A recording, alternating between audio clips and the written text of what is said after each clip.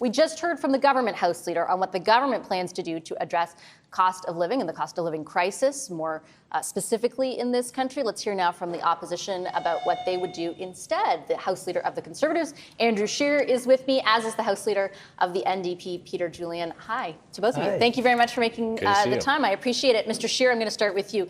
In that clip, Canadians will just have heard the Deputy Prime Minister and Finance Minister, like many other ministers today, frame the choice ahead of Canadians as very binary, either more of what the Liberals put on the table or cuts by the Conservatives. More specifically, they say you're going to cut the Canada Child Benefit and childcare.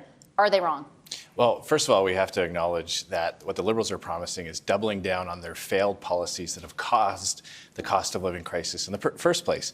Justin Trudeau plans on quadrupling his carbon tax. His inflationary spending is again pushing up inflation, and interest rates won't come down until inflation's under control. So that is the choice for Canadians. With Pierre Poilievre and the Conservative Party, we're going to axe the tax, fix the budget, build the homes, and stop the crime. So that is the choice for Canadians, to have the continued failures of Justin Trudeau with crime running rampant in our streets, the cost of living punishing Canadians taking big bites out of paychecks, or our plan to lower taxes and bring home safer communities. But my question was about one of those planks that you outlined, which is how will you be, I can't remember the exact words you said, but essentially be more responsible, as you would characterize it, than the Liberals with the budget. That quote-unquote inflationary spending that you're talking about is largely driven by big line items like the Canada Child Benefit, like daycare, like dental care.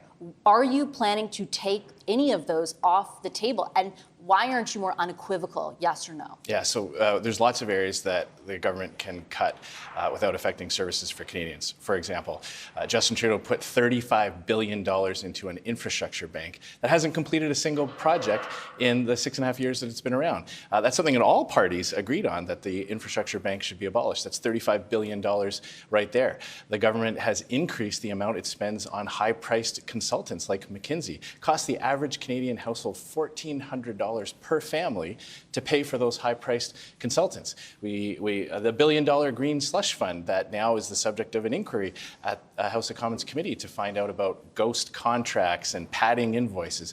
There are lots of areas where Conservatives will be able to eliminate the waste that Justin Trudeau has become so famous for. With respect, though, they're not unsubstantial costs, but they're one-time costs. They're not persistent costs like the Canada Child Benefit or dental care or the daycare agreement with provinces. When you say that there's lots of stuff Conservatives could cut outside of services, do I interpret that as you will not cut those three big programs? What Canadians can be assured of is when we unveil our campaign platform, they will have a full understanding of where Conservatives will continue to make investments and where we will eliminate the waste that Justin Trudeau has become so famous for. Doesn't that open yourself up to the kinds of criticism that the Liberals are levying right now, which is that if they take a chance on you, you're going to remove all that the Liberals have put on the table that they value? After 8 years, would you believe anything that comes out of Justin Trudeau or Chrystia Freeland? I mean, look at their track record. They're forcing Canadians to cut back. Canadians are putting water in their milk. Seniors are skipping meals and turning the thermostat down because Justin Trudeau's economic record has driven up prices and interest rates. There are Canadians that will have to move back in with their parents. You know, a little while ago, we were talking about helping Canadians move out of their parents' basement. I know people who are moving back in with their parents because they can't afford to renew their mortgage. And Justin Trudeau wants to take the conversation to anything other than himself. He likes to blame everybody. So Canadians need to stay focused on what's caused this crisis in the first place. I understand. And it's my job to ask them those questions, and I just did. It's also my job to make sure Canadians are aware of, if you do form government, which the polls show is a distinct possibility, they know what they're prepared for. I just want to move on to Mr. Julian, and then we'll get back in a second. Because today, Mr. Singh, the leader of your party, said in the House of Commons, things have gotten bad, really bad. Why are you still propping them up if things are so bad? That in a minority parliament, what we've done is we've forced the Liberals to put in place Jagmeet Singh's reinforcements for the Competition Act to actually combat things like food price gouging that we've seen from Loblaws and other big grocery chains. This is something that Canadians want to see. They want to see more enhanced consumer protection.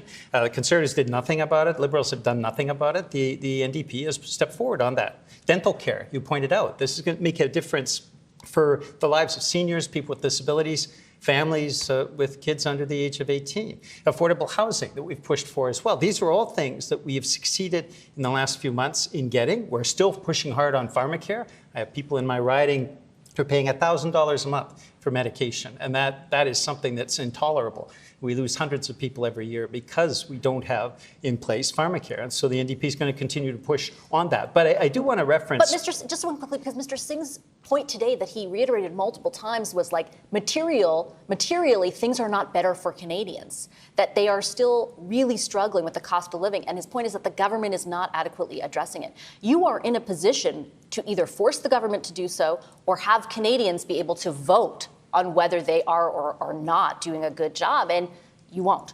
My point is we have forced the government to do those things that are going to improve materially the lives of Canadians. Dental care that is being phased in now over the next few months is going to make a huge difference for people. Affordable housing that the NDP has forced the Liberals to finally invest in. We saw the disaster under Pierre Poilievre and the Conservatives, losing 800,000 affordable homes. Mr. Trudeau has lost another 200,000 on top of that. The NDP has finally forced those investments in affordable housing that Canadians are going to start to see in the coming months. But under the Conservatives, we saw in December, they voted to cut in 120 areas, including affordable housing, including food safety, including air safety, including national defense, the RCMP. 120 times they proposed massive cuts to those programs, and 120 times they voted yes to cut those programs. So you can't trust Pierre Poilievre. Mr. Trudeau has lamentably failed at his task. Jagmeet Singh has been stepping up in the NDP caucus, so there's only 25 of us.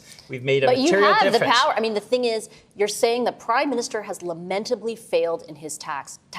Does that not require an election? Except where the NDP has forced him to do the right thing. And we've done that on affordable housing. We've done that on the grocery rebates. We've done that on protection against food price gouging that the Conservatives and Liberals didn't want to take action on. We've done that with dental care. We're doing that with anti-scab legislation. And we're pushing now for pharmacare. All of those things will make a difference for Canadians. I saw Mr. Scheer wanted. I just have 2 minutes left, so time for one comment from each of you. Mr. Scheer, I know you wanted to respond. Look, Mr. Julian is presenting an argument the government is too, which is basically Conservatives are going to cut. Why not be specific about what you won't cut? Well, what Mr. Julian is trying to use is a procedural gimmick to try to fool Canadians. We voted non-confidence in the Trudeau government in December. We don't support a budgetary plan that increases inflation and interest rates. We've been very clear on the types of things that we would eliminate to help fix the budget. That doesn't eliminate a $40 billion deficit. As I said, we're going to have a fully costed plan for Canadians that they will be able to judge between the failed record of Justin Trudeau and the hopeful message that Pierre Poilievre is offering. But what we've seen from the NDP, I never used to understand what the phrase sucking and blowing at the same time meant until I saw the NDP this session.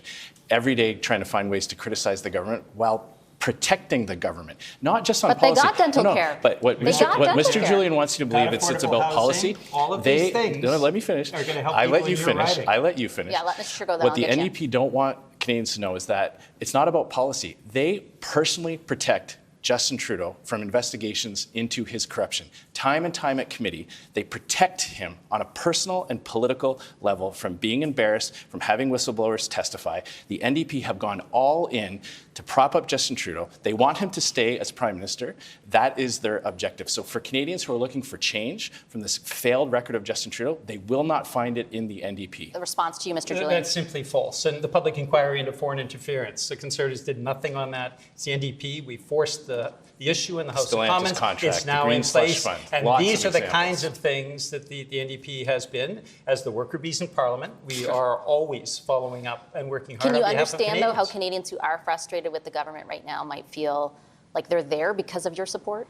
I think Canadians, when they're seeing dental care, when they're seeing affordable housing, when they're seeing finally that the Loblaw's CEO is forced to start to reckon with the food price gouging that him and his corporation have been engaged in, this is something Conservatives and Liberals haven't touched. It's the NDP that has made the difference for Canadians in all those areas. The NDP support level corruption. Okay, I got to go. Thank you very much to both of you for making the time for the conversation today. I appreciate it.